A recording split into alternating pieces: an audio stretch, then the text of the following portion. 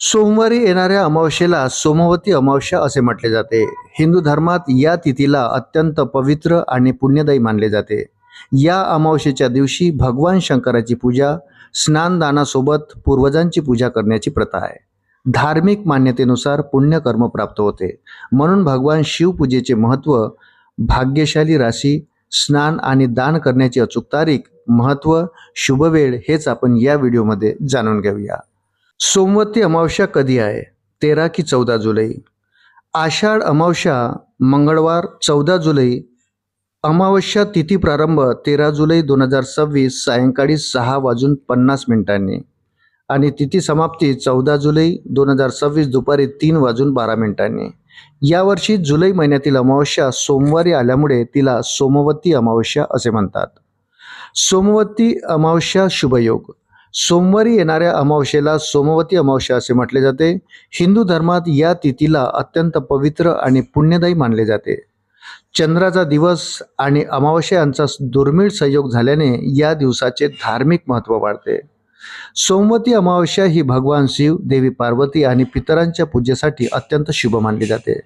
या दिवशी स्नान, दान, जप, तप आणि पितृतर्पण केल्याचे विशेष पुण्य मिळते अशी श्रद्धा आहे.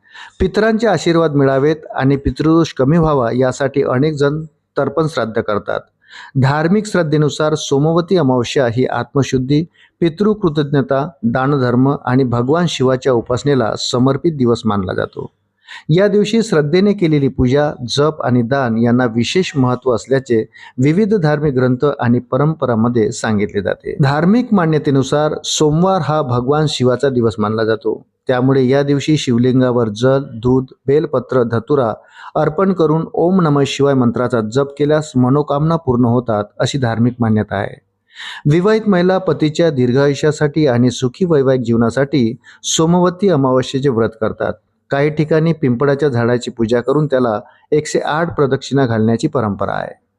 या दिवशी पवित्र नदीत स्नान करून पितरांना तर्पण करणे शुभ मानले जाते. गरजू लोकांना अन्न, वस्त्र, तीळ, धान्य किंवा दक्षिणा दान केल्यास पितर प्रसन्न होतात अशी श्रद्धा आहे.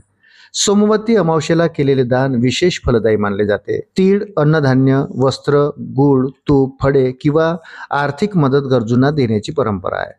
या दिवशी काय करावे? ब्रह्ममुहूर्तावर उठून स्नान करावे, भगवान शिव आणि माता पार्वतीची पूजा करावी, ओम नमः शिवाय मंत्राचा जप करावा, पितरांसाठी तर्पण किंवा श्राद्ध करावे, शक्य असल्यास गरजूंना दान आणि अन्नदान करावे. काय टाळावे? या दिवशी वादविवाद, राग आणि अपशब्द टाळावेत.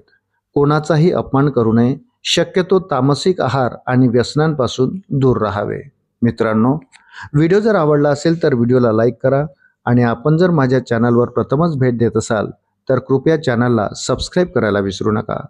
भेटूया पुन्हा अशाच महत्त्वपूर्ण माहितीसोबत. तोपर्यंत धन्यवाद.